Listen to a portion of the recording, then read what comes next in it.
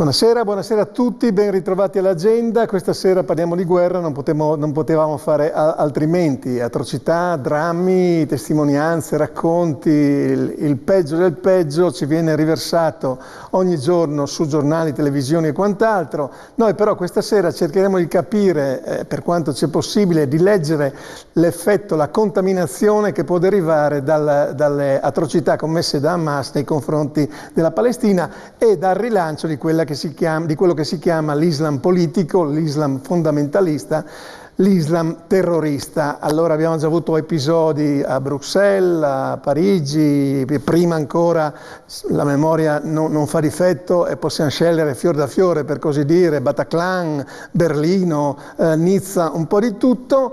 Il rischio è palese, è evidente e va ad aggiungersi ad altre problematiche che si stanno appunto mettendo in moto, l'immigrazione che prende un altro colore e tutte queste altre cose.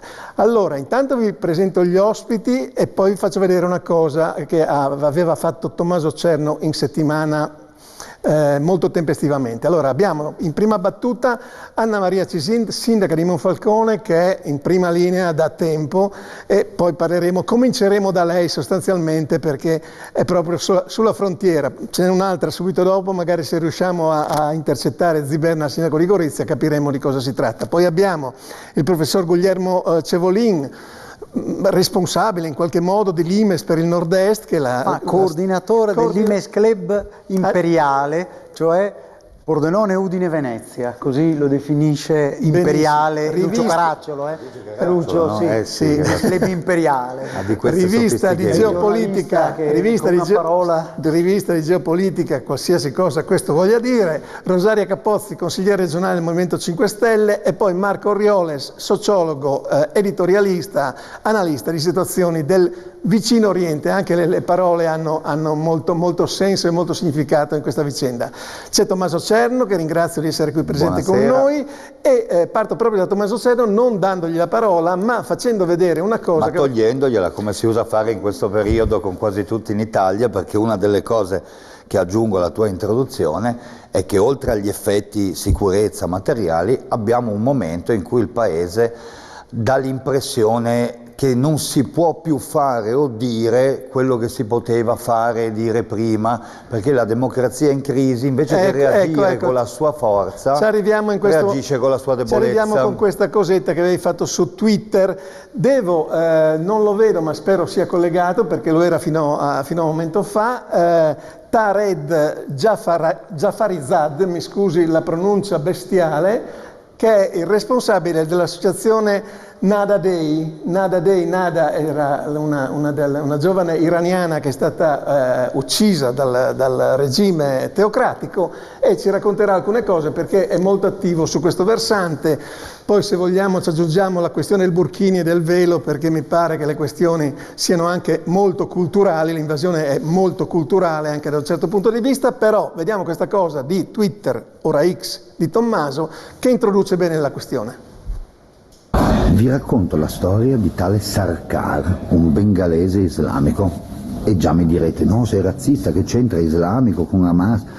Non è questione di razzista.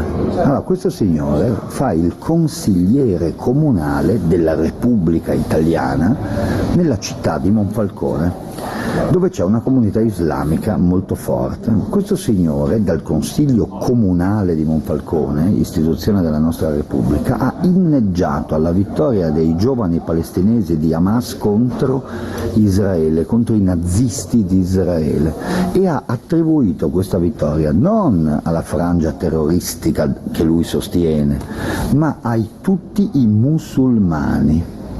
E noi siamo in questa democrazia che ha dato del razzista per anni a chi poneva un problema sui veri confini tra l'Islam religioso e l'Islam fanatico, fra l'idea che noi potevamo integrare loro, perché bisogna usare queste parole, noi e loro, visto il confine che si esprime pubblicamente dentro le nostre istituzioni democratiche su questo noi e loro. In questo confine Noi siamo stati accusati di razzismo perché dubitavamo del fatto che la tenuta della democrazia, diventata sostanzialmente un portone spalancato a qualunque cosa, fosse incapace di prevedere i suoi pericoli. Quindi adesso il nostro consigliere comunale, che rappresenta la Repubblica Italiana nelle istituzioni democratiche di questo paese, che inneggia come musulmano alla vittoria di Hamas, è assieme a quel giudice che ha detto che in fondo si può picchiare la moglie se si è islamici perché fa parte della nostra cultura, la prova che noi non siamo riusciti col nostro multiculturalismo, etnocentrismo moderato, secoli di filosofia a integrare proprio nessuno, ma che loro stiano integrando il loro modello culturale più violento dentro la nostra democrazia, che gli lascia pure lo spazio per fiatare, questo è un dato di fatto. Allora io, da occidentale liberale, mi faccio schifo da solo per non avere opposto resistenza a quella che è il più grande incubo dopo la seconda guerra mondiale, che come vedete sta tornando a manifestarsi per quello che è un insieme di violenza fanatica che si scatena contro la libertà di chi ha costruito il miglior sistema politico e di convivenza che sia mai esistito su questo pianeta, e noi dobbiamo dire basta. Ecco, resta ancora un attimo in silenzio. La sindaca, chiamo subito in causa la sindaca. La ricostruzione di Tommaso è anche molto affascinante, è molto piena di suggestioni, nel senso che le riflessioni da fare sono moltissime. Una in particolare terrei da parte, quella sulla crisi della democrazia, perché poi a questo punto, quando dice abbiamo fatto entrare il mondo poi ci si rivolta contro. Cosa ci dice di questa analisi e qual è l'esperienza monfalconese? Ma intanto l'analisi la condivido pienamente. Noi qui siamo sul fronte da molti anni e voglio anche dire che siamo sul fronte spesso mal capiti, spesso anche io mi sono sentita accusare di razzismo, purtroppo da chi magari, proponendo il proprio libro dietro, ha ritenuto di commentare situazioni che non conosce. E stare sul fronte significa aver contezza ogni giorno, ogni minuto di quello che è il processo puntuale di islamizzazione che è in atto. Un processo che parte qui molti anni fa, che arriva a una situazione oggi veramente di grande allarme. I numeri sono molto importanti. Prima di fare il sindaco io ho fatto a lungo il tecnico e non ragiono mai per assiomi, parto da concetti che siano verificabili.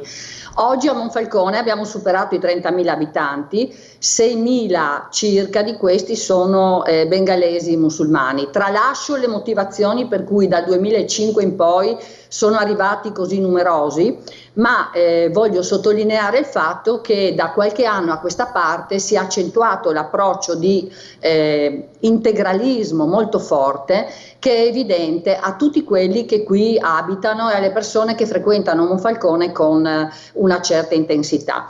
Mi riferisco a situazioni di è stata creata di fatto una città nella città. Mi riferisco a situazioni evidenti di cui ho discusso in questi giorni anche, e per la prima volta forse sono stata presa anche sul serio, perché io sono anni che sto raccontando ciò che sta succedendo, e questo processo di islamizzazione in atto non è arrivato dall'oggi al domani, è arrivato perché non c'è stata la capacità di comprendere un fenomeno che partiva dalla volontà di non integrazione che mi viene comunicata direttamente dalle persone con cui dialogo, anche negli incontri ufficiali che da sindaco a comunità ho fatto in questi lunghi anni. E quando ti viene sottolineato il fatto che l'integrazione non interessa, ma che è la sostituzione l'obiettivo, e ti cominci a porre delle domande. Quando ti accorgi che la donna sistematicamente in numero maggiore e con età sempre inferiore deve portare un velo integrale, e lo fa anche la bambina a scuola, incominci a domandarti perché questa modalità integralista non viene affrontata in un paese che comunque ha le sue origini, la sua civiltà occidentale, di cui io sono orgogliosa peraltro, come tutti i cittadini monfalconesi. Ecco, quindi da questo punto di vista ci sono situazioni oggettive che sono state raccontate e che ovviamente dimostrano anche nei fatti della presenza fisica, come dire, che attesta una volontà di appropriarsi del territorio di cui noi purtroppo, lo dico con tristezza, adesso lo faccio intervenire, visto che ha citato il velo, faccio intervenire Tared Jafarizad, vediamo se mi vede, ci sente anche? Buonasera. Buonasera, ecco, lei è molto impegnata sul fronte della questione culturale, mi scusi un attimo, sul fronte della questione culturale, dell'invasione culturale, e questa del velo è un tasto dolente, perché lei, provenendo dall'Iran, sa perfettamente anzi racconta a noi quel che sta succedendo per le donne e per il velo. C'è stata una questione che ha visto coinvolta un'altra volta la sindaca di Monfalcone, che riguardava il burkini. Lei, che dal suo punto di vista, come vede? Prego. Allora, prima di tutto, buonasera.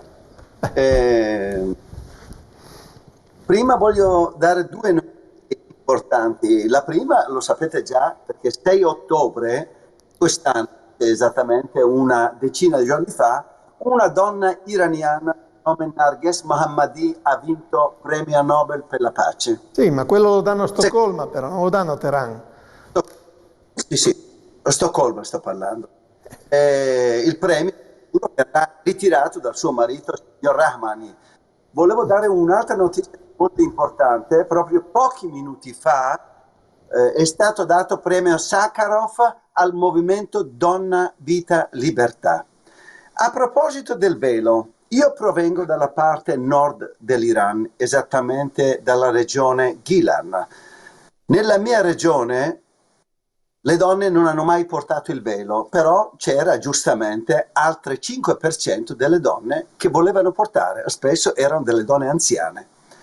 Quando il regime criminale della Repubblica Islamica ha preso il potere, ha imposto. Non è che le donne hanno accettato volentieri. Prima c'è stata una grande manifestazione alla quale hanno partecipato più di 100.000 a Teheran, di cui stragrande maggioranza, potrei dire, oltre il 95% erano donne. 8 marzo 1979. La lotta è andata avanti.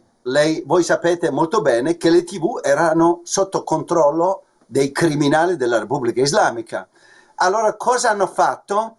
Trovavano una donna senza il velo, buttavano l'acido sul viso.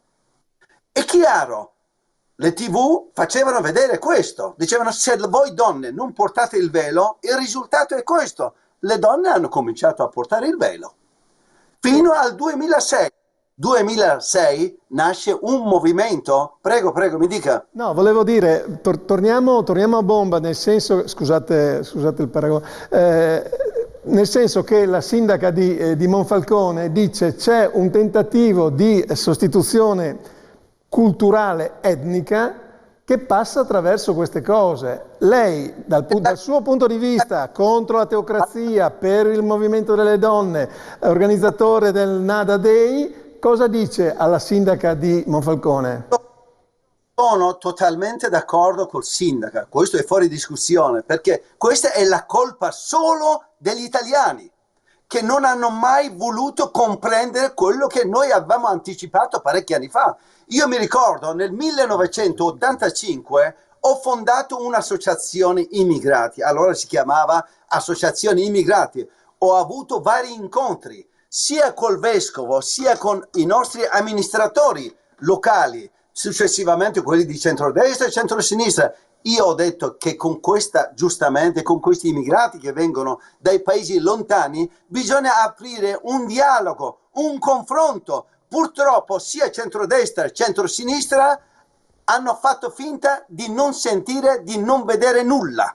Per questo motivo, se adesso abbiamo questo problema, è la colpa solo dei nostri politici che non hanno un coraggio a approfondire. Il dialogo è l'arma micidiale per affrontare questo problema. Diciamo con le dovute eccezioni, se permette, non è che dobbiamo fare di tutte le facce. Aspetti un attimo, sindaca, velocissimamente un'analisi da parte vostra sulle parole ancora della sindaca, visto che abbiamo incassato il consenso dell'amico adesso, vabbè, iraniano.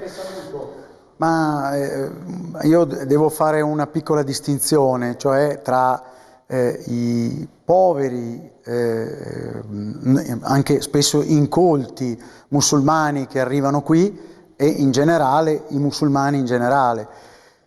Questa è una distinzione che c'è da fare, come c'è da fare una distinzione tra i wahhabiti e altri musulmani. Purtroppo è una cosa complessa, esatto. Ma per questo il problema è che noi, proprio perché sono cose complesse, non le affrontiamo mai, ed è questo, e per questo non facciamo cultura e non facciamo quella questione del dialogo.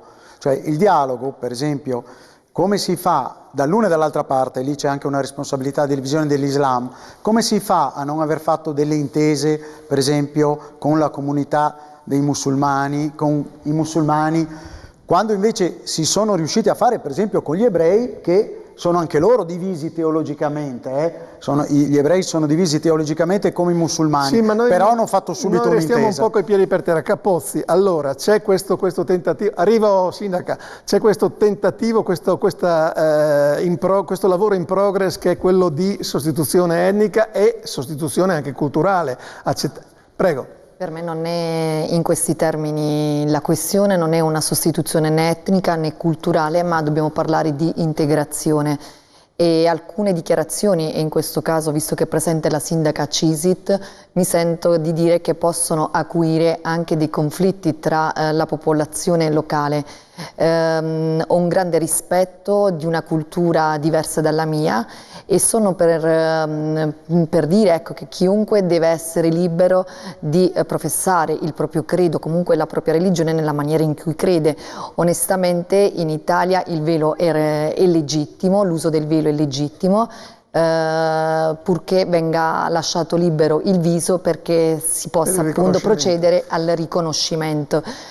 Quindi ho trovato piuttosto improprie, anzi scomposte, le dichiarazioni della sindaca Cisit nel momento in cui dice che le donne con il burkini non dovrebbero fare il bagno anche per un discorso igienico, sempre partendo dall'assunto che ognuno dovrebbe... Io credo che tra un po' potrà cimare la sindaca. Sentiamola allora velocemente. Volevo concludere. Sì, prego. Questo con l'assunto che ognuno debba essere libero di fare il bagno nella maniera in cui crede. Ecco. La sindaca però fa una piccola distinzione, dice hanno rifiutato addirittura l'integrazione. Prego, Cisi. Allora, intanto è da chiarire un po' bene qual è la questione e io sempre invito tutti anche a stare a casa mia qualche giorno, così magari facciamo un giro insieme e vediamo cosa succede, perché a parlare senza sapere qual è la realtà delle cose si rischia di fare dei danni, che sono i danni che questo paese purtroppo ha fatto a se stesso e continua a fare, e siamo in un momento ormai forse in cui sicuramente a Monfalcone i buoi sono scappati dalla stalla.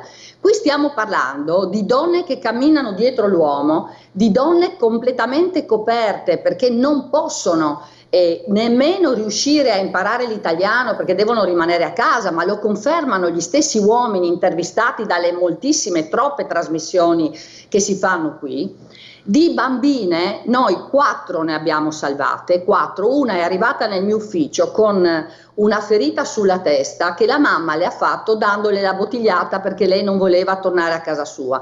Allora io suggerirei a tutti quelli che sanno parlare ma non sanno di che cosa parlano di venire a vedere, perché qui non stiamo ragionando di chiacchiere o di situazioni che non sono state affrontate anche con il dialogo.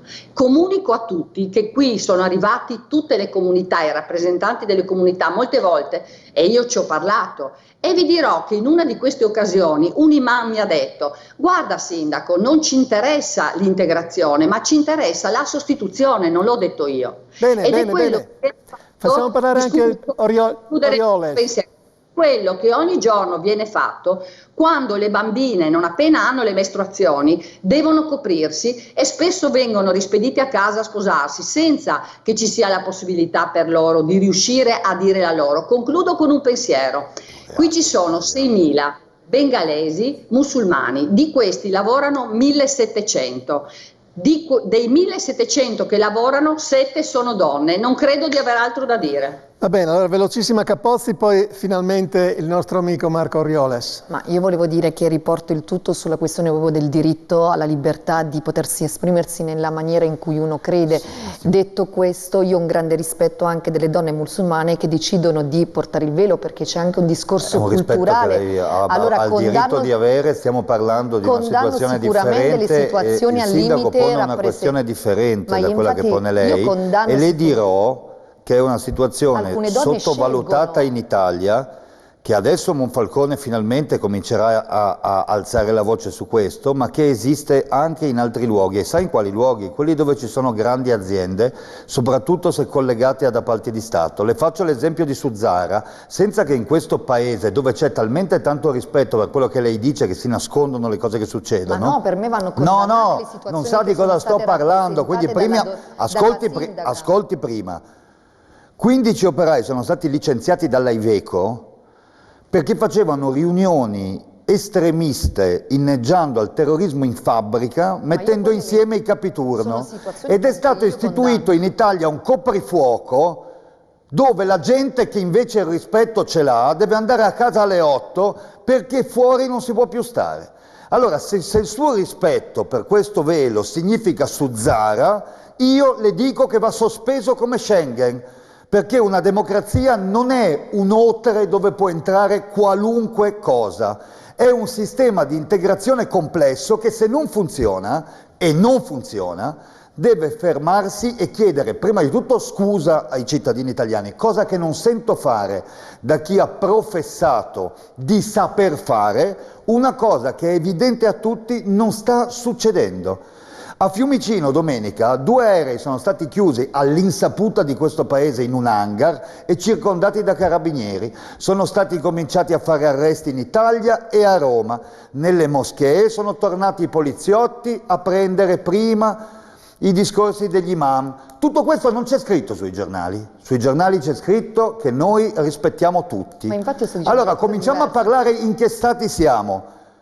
Siamo arrivati a una democrazia che ha perso il controllo sulle sue belle parole, cioè lei dice delle cose bellissime che non sapete fare, ma non è cioè così. La politica italiana non sa fare quello che lei ha detto, quindi quando una cosa non si sa fare si lascia fare quella più semplice. Cioè ripristinare una situazione in cui le persone stanno al sicuro. Però guardate che Orioles tra un po' va via. Volevo rispondere al volo. Mi dispiace dissentire con il suo ragionamento, ma l'integrazione non passa attraverso queste situazioni che sono state anche rappresentate dalla sindaco di quello che è avvenuto a Suzzara. Parliamo di situazioni che sono già perseguite legalmente, quindi in quanto tali parliamo di situazioni vietate. Quindi questa non è l'integrazione. Io vedo che in questo paese, se lasci la macchina 5 minuti in divieto di sosta, ti danno la multa, e se non la paghi ti sequestrano il veicolo. E vedo avvenire reati in continuazione e uscire persone di galera. Vedo giudici che scrivono con soprascritto in nome del popolo italiano che se uno picchia la moglie per motivi culturali si può fare. Ma mi perdoni, ma lei in che paese vive? Lei vive nei libri che legge o vive nell'Italia di tutti i giorni? Sentiamo Orioles, perché altrimenti veramente perde la pazienza. Dai Marco, allora, la prima riflessione della sindaca, quella dell'integrazione di queste cose, le ultime riflessioni, quelle del fatto che esiste una realtà per tabula, si direbbe, che facciamo finta di non vedere. Ma se l'aspirazione di questa trasmissione è cercare di capire anche le ragioni che hanno portato a tutto ciò, bisogna dire anche questo: la sindaca ci accusa i suoi critici di non vedere la situazione con i propri occhi. Non è vero. Io sono stato a Monfalcone la settimana scorsa e ho visto un'immagine che mi ha colpito. Allora, innanzitutto in pieno centro a Monfalcone ho visto 2 donne velate peggio che in Iran, e questa naturalmente è una situazione che ci preoccupa. Tuttavia, alle spalle di queste 2 donne c'era un portone aperto e ho visto c'erano 5 passeggini dentro questo portone, 5 passeggini. Ho guardato anche i campanelli di questo portone, tutti nomi, cognomi stranieri. Ora, l'immigrazione l'abbiamo in qualche modo propiziata noi, perché abbiamo bisogno di lavoratori. Noi non facciamo più figli, abbiamo una demografia esangue. Naturalmente importiamo lavoratori, importiamo anche mentalità, idee, culture. che naturalmente non ci sono gradite. È chiaro che io rabbrividisco al pensiero che al Consiglio Comunale di Monfalcone qualcuno possa inneggiare ad Hamas, è qualcosa che ci sconcerta e ci turba, e credo che sia una preoccupazione comune quella di cercare di capire cosa stia succedendo. Tuttavia dobbiamo un po' anche rimproverare noi stessi. Noi abbiamo un'economia che deve andare avanti, abbiamo imprese, fabbriche, un sistema economico che o perde tessuto o va avanti con altre figure professionali. Va bene, vedevo la sindaca che alzava il dito. Le do la parola perché so che va via, perché altrimenti sta occupando tutti gli spazi. No, ma vi ringrazio perché questo tema è il tema oggi. Quando si dice che il lavoratore italiano non ha voglia di lavorare o non se ne trovano, bisogna anche lì addentrarsi un po' meglio nella questione. Noi dal 2005, quando tutte le imprese italiane, o tante, per risolvere problematiche di tipo, diciamo, di sostenibilità sono uscite all'estero, la nostra azienda più grande ha delocalizzato al contrario, ha importato manodopera povera e ha creato un dumping giuridico e salariale. È ovvio che non vai a lavorare a fare lo schiavo a 5 euro paga globale, perché questo è quello che è successo. Allora, o abbiamo il coraggio di dire le cose anche se ci sono dei poteri forti davanti, oppure è meglio che evitiamo di fare proprio tutti i ragionamenti. E da lì che è partito, dal subappalto di un'azienda di Stato che io combatto ogni giorno da quando sono cittadina. Mio padre è morto di amianto. Non è tollerabile evitare di ragionare su questo. Sulle carrozzelle avrei anche molto da dire, perché non è neanche immaginabile che si importi un modello culturale che vuole sostituire quello attuale proprio sulla base di questa modalità. Le donne col velo, le 2 donne col velo, sono la maggioranza ormai di un numero esagerato di persone che hanno scelto in maniera proprio scientifica di agire in un certo modo, perché la sostituzione così avviene.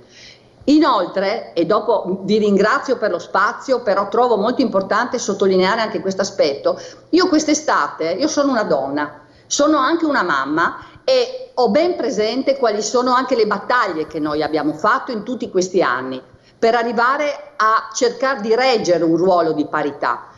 È una cosa terribile vedere queste donne a 40 gradi costrette non a stare in burkini, ma a stare con dei vestiti grossi, pesanti, a vedere che sono costrette a venire con l'autobus, con l'abito di partenza della spesa, a fare il bagno, a riprendere l'autobus con lo stesso vestito bagnato. E se ti succede qualcosa è il bagnino che ti chiama e ti dice: per favore aiutaci, perché se succede qualcosa abbiamo anche delle responsabilità. E io mi chiedo, ma la dignità della persona qual è? Inoltre, questo paese ha ancora voglia, come hanno voglia i monfalconesi, di qualsiasi partito, perché non c'entra, non è una questione politica, è una questione di dignità, di spina dorsale, di amore e di sicurezza per il proprio paese. Molto bene, proprio per chiudere questa cosa, a Jafarizad mi viene più semplice, c'è stata la Sgrena, se non vado errato, che aveva fatto un articolo, Sgrena di sinistra ovviamente, sul manifesto ovviamente, dicendo che mentre in Iran si combatte per togliere il velo, qui è partita questa campagna incredibile per mantenere non solo il velo ma anche il vestito. Jafarizad, come spiega questa cosa? No, in Iran il discorso è complesso perché il velo non ha mai fatto parte integrante del paese, è stata una imposizione.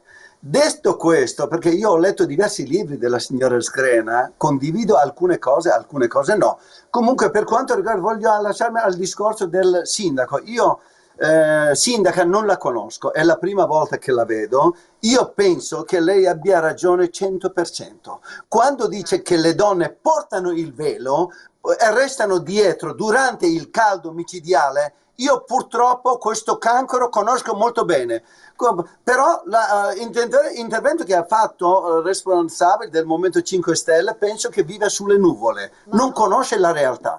Noi abbiamo fatto approvare. No, non sceglie, guardi, lei va Ma a secondo fare... me il signor Taher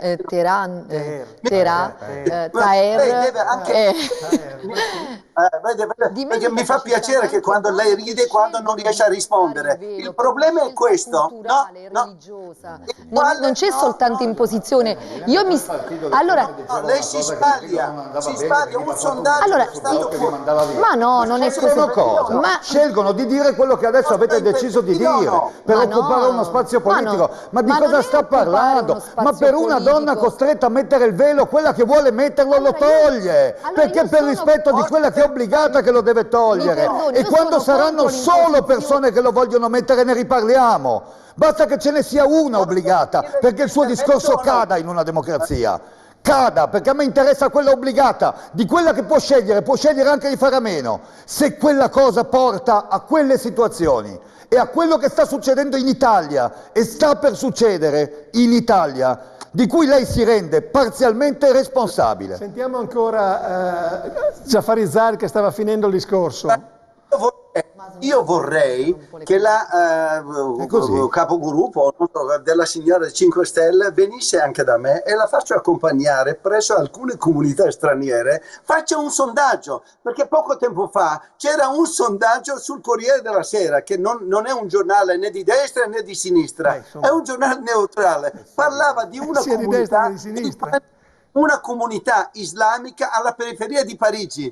Sono arrivati a questa conclusione: 77% delle donne che portavano il velo erano obbligate. Io sono d'accordo con lei quando dice questo, la libertà che deve fungere dall'obbligo, che è qualcosa di diverso. Ma se il 77% sono obbligate, prima estirpi questo e poi vediamo chi voleva. Ma già usare il termine poi vediamo chi voleva. Io non capisco, ma perché non andate a vivere a Teheran? Ma mi perdoni. State lì, che così state benissimo. Vabbè, vediamo un attimo se riusciamo a fare un saltino. La sindaca vedo che può stare ancora un pochino. No, il discorso è questo, si innesta sulle cose che ha detto anche lei, insomma, no? Questa cosa di Hamas è una cosa contro Israele oppure è una cosa contro gli infedeli? Perché poi il vero grande discorso è quello lì, insomma, no? Abbiamo detto Hamas, Israele che conculca le libertà, uccide, eccetera, eccetera, però di fatto poi ci siamo subito accorti che sono scattati come un riflesso condizionato, attentati qui, minacce là, come dice Tommaso, gli aerei che vengono ipercontrollati, abbiamo il confine qui della Slovenia che viene chiuso, insomma... Non si può più scegliere di andare in Slovenia. L'iniziativa, chiamiamola così, l'iniziativa di Hamas è un primo passo contro gli infedeli ovunque si trovino oppure no? Lo chiede a me? Sì, perché poi stava per scappare, quindi ho approfittato. Ho chiesto immediatamente al consigliere Sarkar di dare le dimissioni. Non le ha date. Perché ritengo che sia veramente terribile che un rappresentante delle istituzioni italiane si esprima supportando quelli che sono i rappresentanti del terrorismo islamico, perché anche in questo caso forse è meglio dire le cose come sono. Questi sono terroristi islamici, quindi inneggiare a ciò, considerandolo come una vittoria dei musulmani, quello che è successo e che la sua associazione di terroristi islamici ha prodotto, io lo ritengo veramente orrendo e ci saranno probabilmente delle azioni che percorreremo. Dopodiché le devo anche dire, e mi preoccupa tutto ciò, che dal mio osservatorio, io sono una che ascolta, che legge, però chiaramente che vive su questo territorio. Io le dirò che non ho ascoltato una dichiarazione da parte né delle associazioni italiane che rappresentano l'Islam in Italia, né tantomeno dei rappresentanti locali, nel senso di condanna di ciò che Hamas ha compiuto. Di più, L'altro giorno ero in piazza, noi abbiamo la bandiera di Israele esposta e le dirò che un gruppo di ragazzi sui 15 anni ha esposto il dito medio passandoci sotto. Quindi io sono molto preoccupata di tutta la situazione, perché ritengo che questo lassismo, questo buonismo che ha distrutto e che sta distruggendo il nostro paese abbia procurato e procuri, come da dimostrazioni recenti in Francia, un grave pericolo anche sul mio territorio, dove il numero delle persone che girano è molto ampio, perché a fronte dei residenti, quelli che in realtà sono presenti sul territorio di Monfalcone sono molto più numerosi, in virtù anche di questo giro, tra virgolette, di lavoratori nelle 290 foresterie che appunto abbiamo come presenze. Ecco, quindi la situazione non è assolutamente positiva. Di questo sono andata con la solita chiarezza che mi contraddistingue a parlare con il prefetto, con il questore, e so che c'è un'attività importante in atto. Aggiungo però che finché tollereremo che nei centri culturali, che non sono centri culturali ma che sono delle moschee, si preghi in arabo, si parli un'altra lingua esterna, incomprensibile molte volte, sarà sempre più difficile riuscire a comprendere qual è il confine tra il pretendere che ci sia un paese che ha una sua storia, una sua radice. Basta che preghino però. Orioles. Basta che preghino. Orioles ha detto che pregheranno in friulano. No, dillo Se tu. preghino come vogliono, No, basta che preghino. Perché a Roma nelle questure stanno andando il giovedì a chiedere i testi che vengono pronunciati. Esatto. Perché se pregano, ma se poi non pregano, il discorso non è che devono pregare in friulano. Se non vogliamo buttare in una battuta i morti di Israele, i morti degli attentati terroristici in Europa, i morti che ci saranno da qui in avanti. Questa modalità di presa in giro che sto subendo da 6 anni, per cose logiche dal mio punto di vista, perché sono le cose che pretendiamo nelle nostre famiglie, mi sembra, è molto negativa per tutto il nostro paese. Cioè non è che dire che preghino un friulano risolve la questione, che non possiamo comprendere se ci sono dei cani sciolti o se gli imam... Perché diceva Tommaso, no? Se pregano, pregano, altrimenti... Significa il processo alle intenzioni a tutti. Significa il processo alle intenzioni a tutti?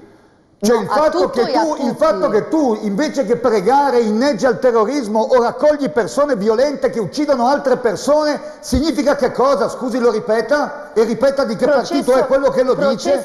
Processo alle intenzioni. Perché Processo alle intenzioni. Dai che saluto. Allora guardi, se uno salta per aria in un aeroporto e qualcuno gli avesse fatto un processo alle intenzioni, io gli batterei le mani. Aspetta, lei invece lo farebbe esplodere. Questa è la differenza tra me e lei. Quindi resti pure della sua idea e faccia quello che vuole, ma lo faccia lontano da me. Allora, io trovo e mi auguro che non sia mai lei a gestire la pubblica sicurezza di questo paese in un momento di allarme internazionale. E mi auguro che riaprano presto il confine di Schengen, visto che sto perdendo la mia libertà per le sue chiacchiere. Allora io trovo aberrante sentire dire che uno non debba pregare nella lingua in cui credo. Per me uno non deve inneggiare al terrorismo, e siccome i casi sono decine, i casi sono decine, o li sai prima, quando sono già esplosi è inutile saperlo.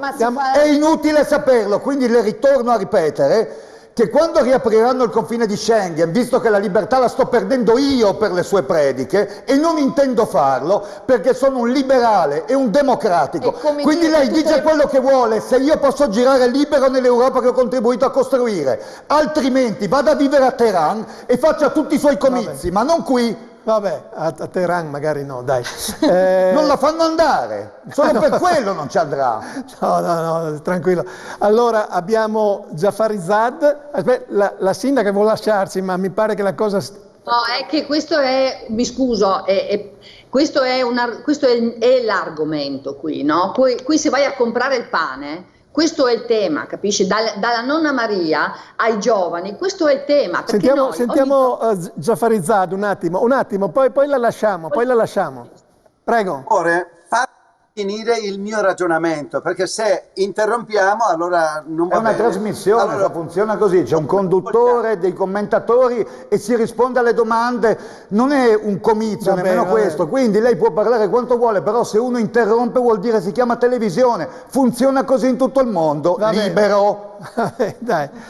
Poi in quello di Teheran non lo so, lì ti faranno parlare, ti diranno quanto puoi parlare. Dai, Qui no. Tommaso, dai. No, guardi, per Cerno, io non la conosco. no, intendo dire, Vedo che cioè, adesso lei bisogna- è arrogante, lei è arrogante e E prepotente. va bene, lei anche, quindi parli visto che adesso ha la parola. Se io sono arrogante, lo è anche lei. Cerchiamo di darci una calmata. Cerchiamo di darci una No, calmata. la calmata se la dà lui. Tutti Io quanti. Non gli ho dato dell'arrogante, perché se dovessi Questo dire è vero. quello che penso di quel Vabbè. tappeto... Guarda, chi è questo individuo che avete portato? Non potete trovare un giornalista più decente? Ma guardi che Ma stia no, guardi, no, zitto, adesso imbecille. cominciamo. Dai, porno, Ma no, adesso no, adesso basta, adesso basta. Ma uno, lo fai anche parlare, ma non vedi che anche quelli che parla sono anche lui, liberali perché ha sono diritto di così, parlare anche lui. censurano, non sanno con chi parlano, vengono in televisione senza sapere chi hanno davanti, fanno finta di essere diversi, Chi è è pure lei? lui Chi è così, ma non lo lei? vedi? No, non Il può- premio Nobel, no, ma insulta le ma no, persone. ma non è vero, ma non è vero. Dico,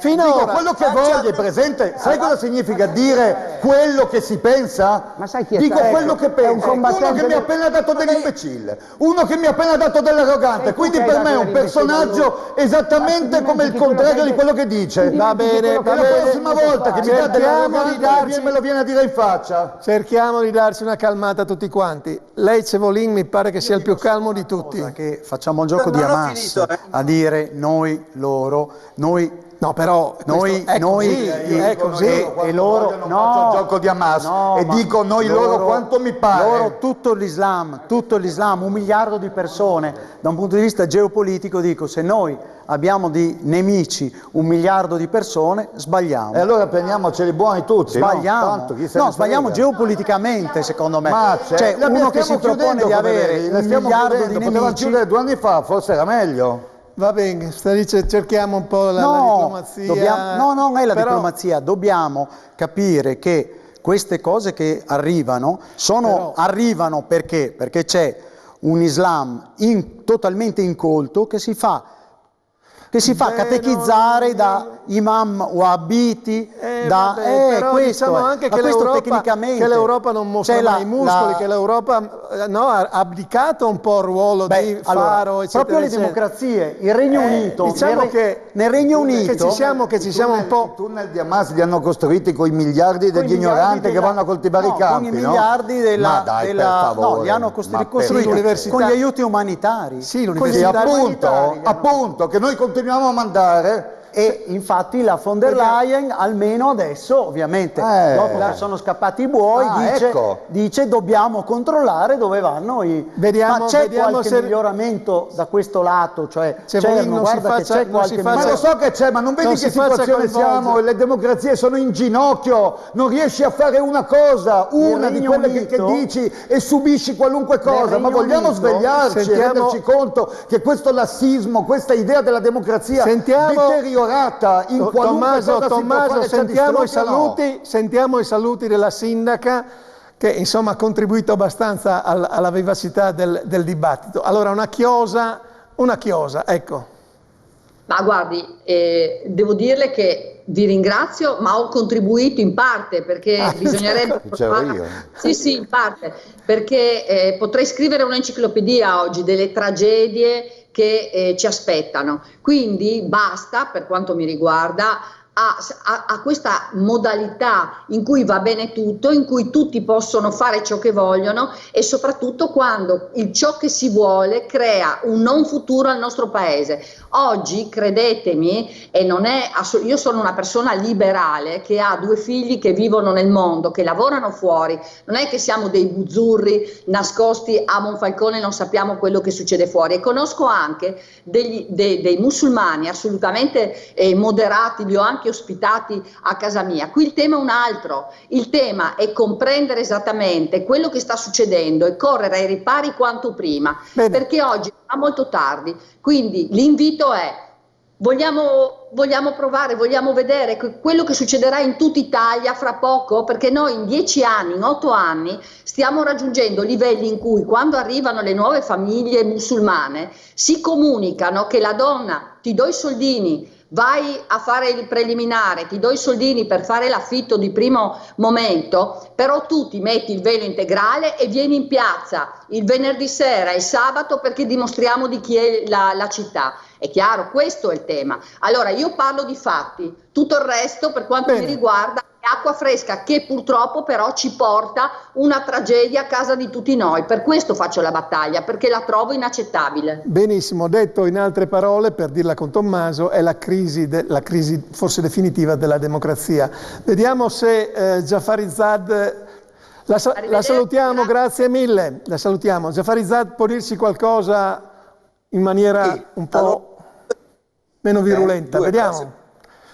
La facciamo concludere adesso. Prego. Io dico due cose. Uno, domani organizziamo una grande manifestazione alle ore 17:30 in onore di due popoli, il popolo ebraico e quello palestinese. Non dobbiamo assolutamente mescolare Hamas, che è un'associazione terroristica criminale, guarda caso appoggiato dagli alleati occidentali, tipo Qatar. Uno questo. Due, per quanto riguarda se dobbiamo davvero approfondire la questione del terrorismo, il velo e non velo, dobbiamo organizzare degli incontri a livello provinciale, regionale. Infatti, signor Ceolin ha ragione, perché nel mondo ci sono 1.900.000.000 di musulmani. Signor Cerno vorrebbe fare la guerra a tutti quanti. Non è vero, ma non è così, ma non è così, ma proprio credo che Cerno sia sulla difensiva rispetto a capisce. Allora, nessuno ha l'obbligo di sapere con chi sta parlando. Io so di te più di quello che tu sai di me, quindi ti manderò le decine di libri che ho scritto, così passerai un po' di tempo a leggerli e saprai con chi stai parlando, perché la cosa più imbarazzante in televisione è sapere che hai un interlocutore che pontifica e non sa con chi sta parlando. Io scrivo tutti i giorni di queste cose e tra l'altro ho scritto cose molto simili a quelle che lei ha detto, quindi il fatto che lei venga qua senza sapere di cosa si parla, con chi si parla, dimostra che ha bisogno di molta strada prima di insegnare qualcosa a me, quindi vada a fare la sua manifestazione che io approvo e di cui ho scritto negli stessi termini per giorni, ma si legga anche qualcosa degli ospiti con cui decide di andare in televisione. Non faccia quello che sa tutto lei, che non è così, caro Taher.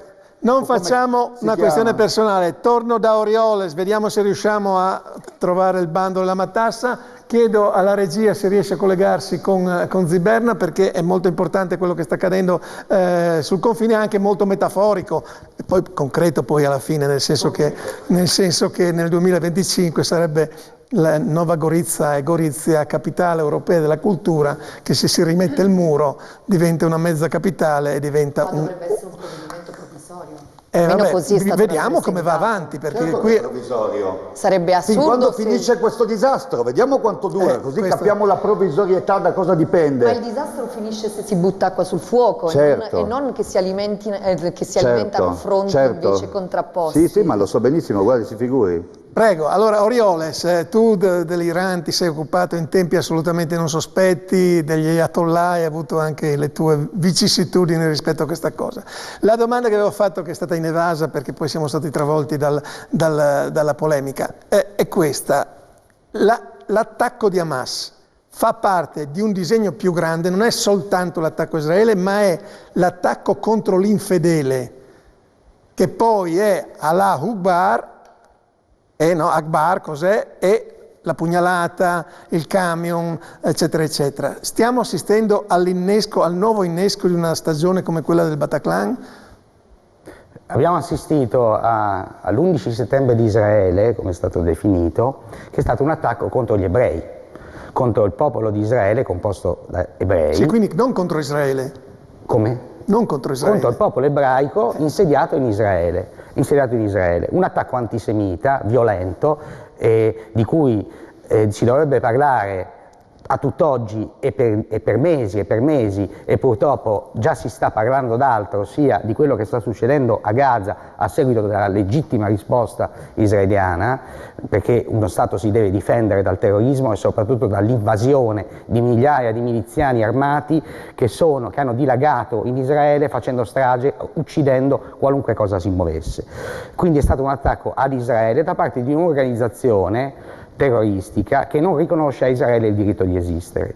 E quindi non è la causa palestinese, qui sono semplicemente degli stragisti nichilisti che odiano gli ebrei e che se potessero spazzarli via dalla faccia della terra lo farebbero, come hanno dimostrato. La domanda era: è antisemitismo, è odio per l'ebreo? Voglio dire, naturalmente sì. Non solo, ma l'odio per l'infedele, perché poi c'entriamo anche noi poi alla fine, no? Ma Hamas è un'organizzazione jihadista, cioè che inneggia la guerra santa e quindi detesta chiunque si metta contro i suoi disegni. Tuttavia, senza allargare troppo il quadro, qui siamo in un contesto locale in cui c'è un attore che mira alla distruzione di un altro. E io purtroppo sono amareggiato, lo dico qui, nel vedere come in Italia, e condivido la rabbia di Tommaso Cerno, come in Italia non solo si sia sottovalutato quello che è successo, ma si parteggi per chi l'ha commesso. È una cosa gravissima, inaudita, e io mi metto nei panni delle comunità ebraiche che vivono in Occidente, in Italia, a Trieste, che in questo momento sono minacciate da una situazione gravissima.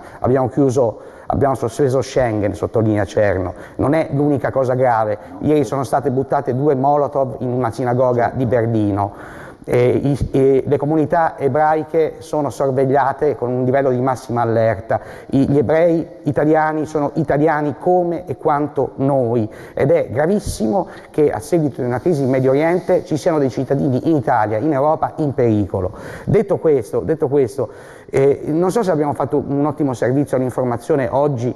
Tommaso, ti sei scagliato contro un combattente per la libertà. Io mi sono scagliato contro un combattente per la libertà che, anziché parlare con un altro combattente per la libertà, gli ha dato dell'arrogante perché voleva parlare lui. E questa è la derivazione di come la democrazia noi non sappiamo più che cosa sia.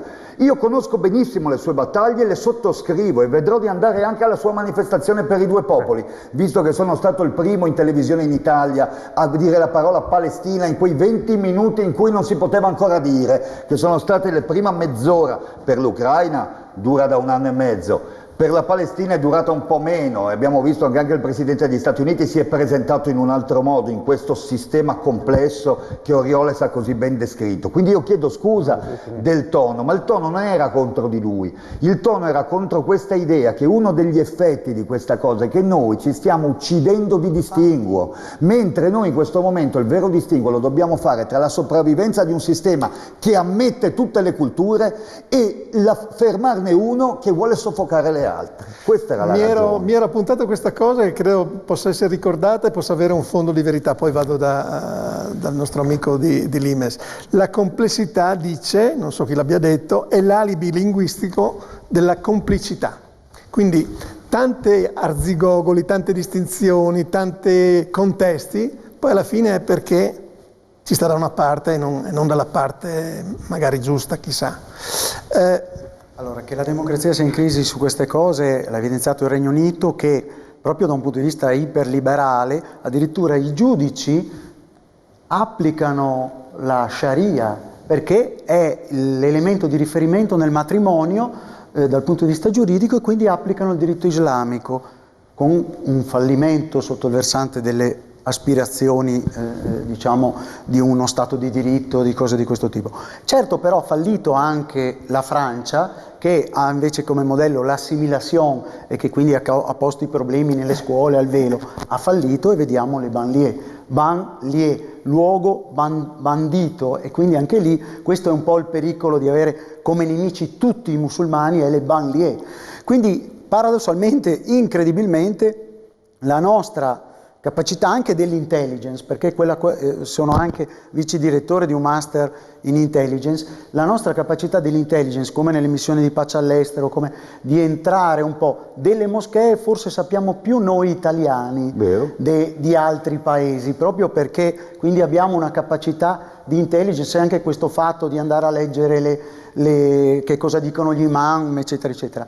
L'unica cosa su Hamas, dico, attenzione, questo da un punto di vista più geopolitico invece, attenzione che gli obiettivi erano quello di interrompere gli accordi di Abramo e quello di scatenare una violenza da parte di Israele, che invece Israele Gli è scappata una parola a un certo punto, una sola, la vendetta, che poi non è stata più detta, e infatti poi la risposta di Israele cerca di essere nell'ambito del diritto internazionale, eccetera, eccetera. Quindi uno degli obiettivi di Hamas è anche quello, oltre di ammazzare per le strade come ha fatto, ma di scatenare la violenza di Israele in modo da alzare ancora di più ed allargare il conflitto. Vedo che non vi intriga molto la questione degli infedeli, perché poi alla fine, se è una guerra santa, c'è un infedele da qualche parte. Io sarei un infedele, essendo cattolico. Anch'io sono cattolico, io ho fatto allora, anche con don di piazza quale sarà dopo delle questa preghiere cosa? addirittura. Esiste sicuramente una mutazione anche nel comportamento di Hamas e anche nel fatto che abbiamo visto per la prima volta bandiere dell'ISIS in luoghi dove non c'erano mai state, perché il fatto che questa guerra parta dalla questione israelo-palestinese e abbia dentro tutto l'odio antisemita del terrorismo jihadista di Hamas non cambia il fatto che la prospettiva in cui Hamas si è messa e l'impeto con cui questo attentato è suonato diverso dagli altri, l'abbiamo subito chiamato guerra, crea la sensazione di un rapporto più vasto con la cultura jihadista in un momento di debolezza della democrazia che si vede dalla faccia di Biden, si vede dalla visita di ieri del comandante in capo, presidente degli Stati Uniti, che di fatto fa la comparsa in un mondo che un tempo avrebbe gestito diversamente. Assolutamente. In questo Biden andando intanto a spegnere le fiamme di un conflitto che potrebbe espandersi. Sta facendo un lavoro straordinario, ma c'è... Il segretario di Stato Blinken è stato in 6 paesi, non ha letteralmente dormito per andare a parlare con tutti gli attori rilevanti, l'Egitto, la Giordania, il Libano. E gli Stati Uniti in questo momento stanno esercitando un ruolo di leadership indiscutibile, anche spingendo Israele ad attenuare un po' l'offensiva, consentendo l'ingresso degli Marco, anche perché l'Europa, è quello che dice Tommaso, è di una debolezza estrema. Ma anche Israele. Cioè noi continuiamo a parlare di Israele, cioè Israele è l'unica democrazia del Vicino Oriente, non è la Israele di 10 o 15 anni fa, è guidata da un premier debolissimo, in un accordo con gli ultraortodossi ebrei che hanno cambiato completamente la natura di Israele, non è più guidata dalle famiglie europee con doppia cittadinanza, ma da un mondo nuovo, da una nuova generazione ebraica, magrebina, che ha creato dei contrasti enormi nella classe dirigente di Israele. Quindi noi abbiamo l'attacco a un Israele mai così debole e mai così lontana dall'essere quella democrazia anche nei fatti che è sempre stata, e questo Biden lo sa benissimo, quindi sta facendo un lavoro enorme, ma sullo sfondo di questo lavoro, e meno male che l'ha fatto, c'è una debolezza enorme dell'Occidente che si vede rispecchiata in quell'incontro di ieri tra lui e Netanyahu. Noi stiamo qui anche ad assistere a qualcosa che sta diventando più grande di quello che avevamo immaginato. Capozzi, allora vediamo se sono calmate un po' le acque. Sì, riportiamo la discussione a delle posizioni moderate. Ritengo che il conflitto in Israele ha sicuramente alimentato la narrativa jihadista e qua parto dall'assunto che Hamas, che è un'organizzazione, e questo è pacifico per tutti, terroristica, discende proprio non proprio per tutti, discende proprio dall'organizzazione dei fratelli musulmani. Quindi quello che secondo me va contenuto è proprio la reazione di questo, perché si sta inneggiando e in tante parti del mondo esultano per l'attacco perpetrato da Hamas. La responsabilità da parte della comunità europea, ma mi sento di dire anche da parte di tutto il mondo, è sicuramente importante, perché si è lasciato per 30 anni languire proprio il processo di pace, si sono sottovalutati i rischi per Israele delle politiche abbastanza veramente estreme di Netanyahu, che hanno alimentato che hanno infatti alimentato dall'altra parte Hamas e hanno marginalizzato invece la parte moderata di Abu Mazen. Quindi per me in questo momento si deve ritornare un po' all'accordo di Oslo del 1993, qualcuno l'aveva citato, due stati per due popoli, Sì, ma appunto, però, che mira a garantire i diritti di entrambi. in questo senso l'intervento, in questo senso ha ragione Orioles. Per fortuna il Presidente degli Stati Uniti ha convogliato la reazione di Israele nella logica occidentale, che non è soltanto sconfiggere Hamas il tema, ma è come noi reagiamo e come facciamo vedere che questa reazione è la reazione di un mondo democratico a un atto di terrorismo e non la reazione di un popolo a un altro popolo. Voglio aggiungere un ultimo dettaglio. Quindi l'uscita di questa cosa deve essere che riparte la strada per lo Stato di Palestina, che deve essere uno Stato pacifico. Sì, però Tommaso, posso dettaglio, fare un'obiezione? Secondo me, se ci fosse stato, anzi te lo chiedo, se ci fosse uno Stato palestinese e Israele, questa cosa sarebbe successa o no? Ma no, certo che non sarebbe successo. Non sarebbe successo. Il tema però è anche invece questo. Penso che la guerra santa vada ben oltre questo discorso. Ma questo perché avviene anche? Per via di questo Occidente. Cioè oggi le nuove generazioni palestinesi di Gaza, come fanno a credere all'alternativa democratica, allo Stato che libera il loro popolo, e a non credere che la violenza sia l'unica strada di fronte a questo Occidente che si è dimenticato la questione per un decennio? Come fanno? È chiaro che è più facile per la macchina del terrorismo fare proseliti adesso di quanto poteva fare 15 anni fa, quando Sharon e Arafat si sedevano a Camp David e davano l'idea che esisteva un'alternativa, mai compiuta, d'accordo, ma esisteva. Certo. Se tu oggi vai a Gaza e dici a un quindicenne cresciuto in quella situazione, in quella segregazione, che l'Occidente è pronto a dargli uno Stato, non ti crede. Noi questo l'abbiamo lasciato succedere. Sentiamo un attimo. Scusate, l'abbiamo lasciato un po' da parte. Jafarizad, finalmente riesco a pronunciare giustamente. Intanto, siccome prima non si è capito bene l'iniziativa che avete a Pordenone, ce la vuole ripetere così almeno facciamo un po' di promozione? Domani alle ore 17:30 facciamo una iniziativa in difesa dei due popoli, visto che i leader non hanno risolto il problema della questione palestinese da parecchi anni. Io purtroppo nel 1984 ho fatto la mia tesi universitaria sulla nascita dello Stato di Israele e su quelle famose 4 guerre, 49, 56, 76, 67 e 73. Sono passati dalla discussione della mia tesi quasi più di 35 anni, non è successo nulla. Ci sono stati diversi processi di pace, partendo quello di Arafat con Rabin. Stavano concludendo, Rabin è stato assassinato da un altro estremista ebreo. Dall'altro poi quello di Ahud con Arafat nel 2000, Camp David, anche quello non ha funzionato. No, ma non è che non è Io ieri sera ho assistito.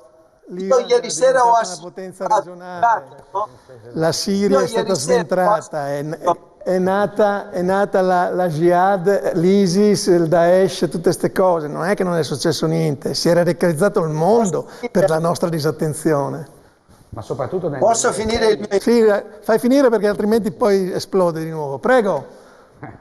Prego. No, non è esplodere o non esplodere, bisogna dire le cose come stanno. Perché da noi in Persia si dice quando un albero è malato non si interviene toccando i rametti, bisogna intervenire dalla base. La base del problema sono i paesi del Golfo, come Qatar, la sede principale dei fratelli musulmani. Qatar mantiene 30.000 jihadisti appartenenti a Hamas. Cioè Hamas, come si chiama? Anche Qatar mantiene anche tutti i talebani dell'Afghanistan, bisogna intervenire là. Senta, la stessa cosa scusi, per l'Arabia Saudita. Forse anche l'Iran ha qualcosa da dire sui 150.000 di Hezbollah.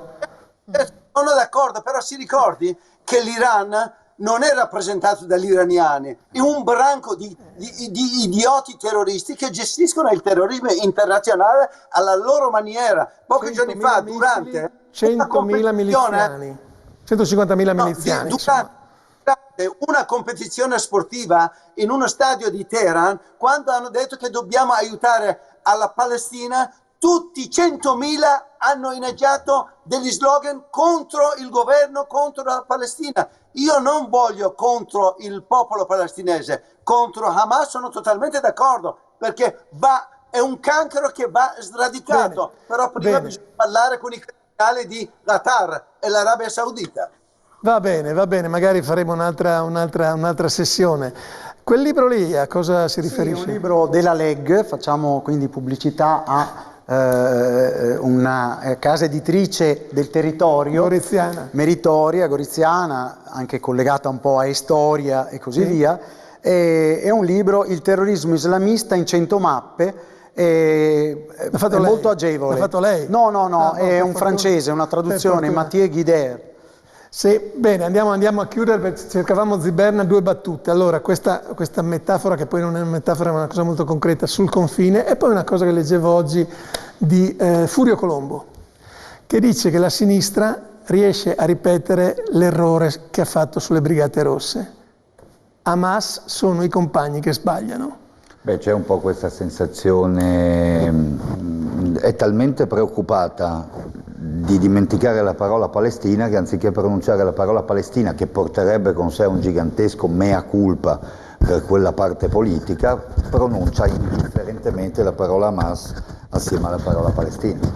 Questa cosa è gravissima, ma non perché, come nel caso dell'Ucraina, bisogna fare le liste di proscrizione di chi la pensa diversamente, ma perché storicamente è la dimostrazione che invece che presentare una legge sulla memoria dei colonizzati italiani, dovrebbero presentare una legge sulla memoria di quando la sinistra... Spiega bene, colonizzati italiani non rende l'idea. Cioè, diciamo sul che colonialismo italiano diciamo il combinato disposto tra il PD nazionale e quello europeo in queste ultime 24 ore, mentre il mondo è in fiamme, mentre torna la jihad, mentre la gente non c'ha da mangiare, mentre chiudono i confini, mentre Zelensky dice scusate ma non dovevate difendermi e nessuno si ricorda più che c'era l'Ucraina, in questa situazione qua hanno presentato 2 norme. La prima, la Boldrini con Frattoianni e non so chi altro alla Camera per istituire il giorno della memoria delle vittime del colonialismo italiano, secondo questo principio che non sta governando nel 2023 la destra ma nel 1923, che noi vediamo più o meno tutti i giorni quando chiamano fascista la Meloni, che è nata nel 77.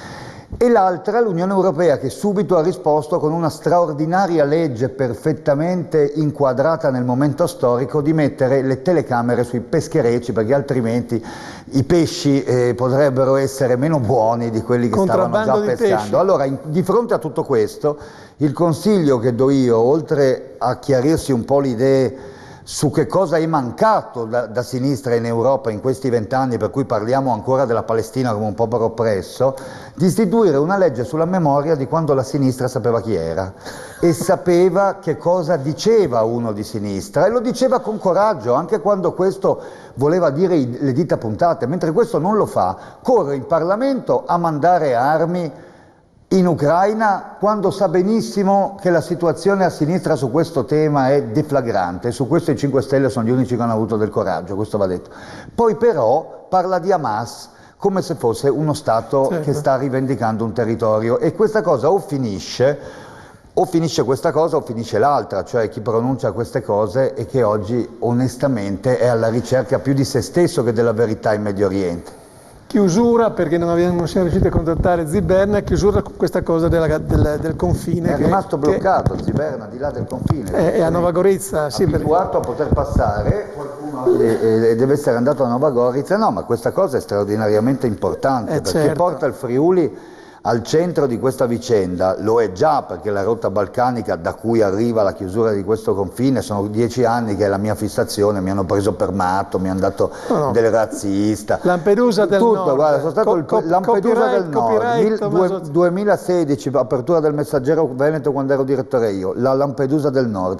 Mi fischiano ancora le orecchie dalle scemenze che mi diceva il PD, la Serracchiani, sei razzista, cosa c'entra? Ecco qua.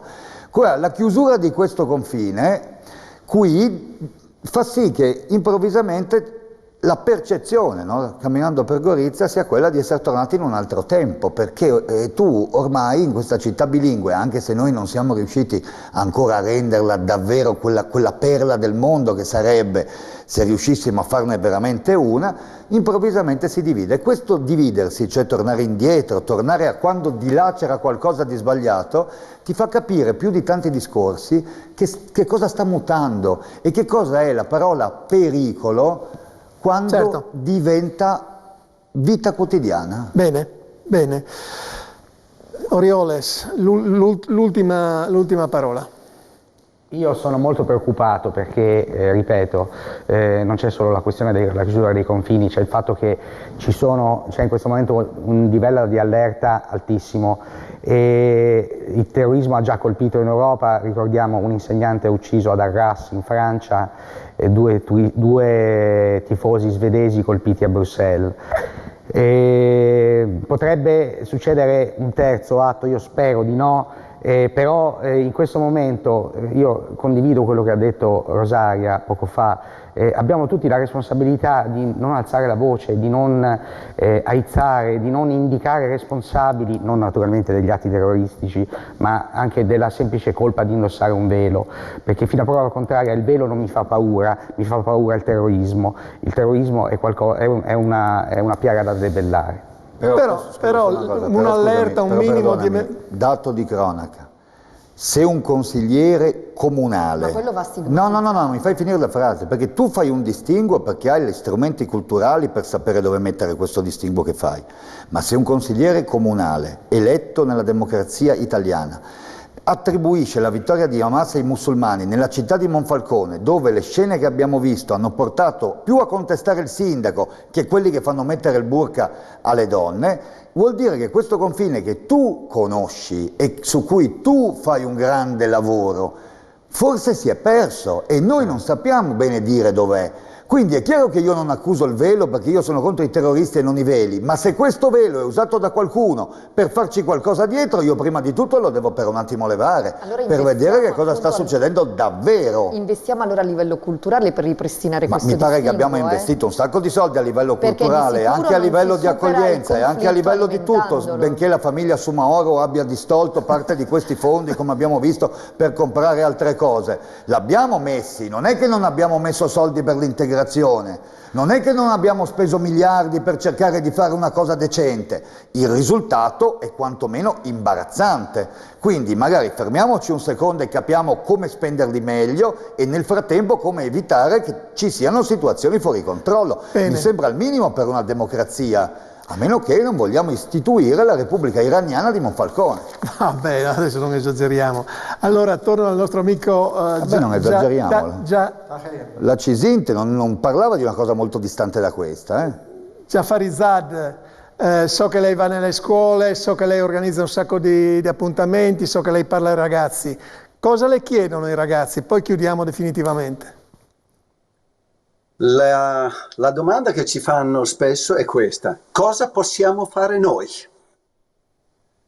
La risposta è che dico io, l'unica cosa che potete fare, scrivere alle società multietniche tipo Siemens della Germania federale o Nokia Finlandia o Cedid di non fornire l'alta tecnologia ad un regime criminale terroristico che appoggia Hamas o altri movimenti terroristici. Non dimentichiamo, dottore, non dimentichiamo che fino ad oggi migliaia di donne per non portare il velo sono state arrestate, stuprate, uccise. Manca il soggetto, però. Ci dica qual è il soggetto. Nel mondo, no, voglio dire questo. Nel Sarà mondo l'Iran, ci sono suppongo. 57 paesi, in Iran sto parlando, 57 paesi islamici, non ho mai visto un paese islamico condannare la lotta delle donne iraniane che stanno combattendo contro il velo. Va bene, credo che abbiamo... Noi abbiamo fatto i mondiali in Qatar in tutto questo e ogni colpo di pallone di quel mondiale abominevole è un metro di tunnel di Hamas.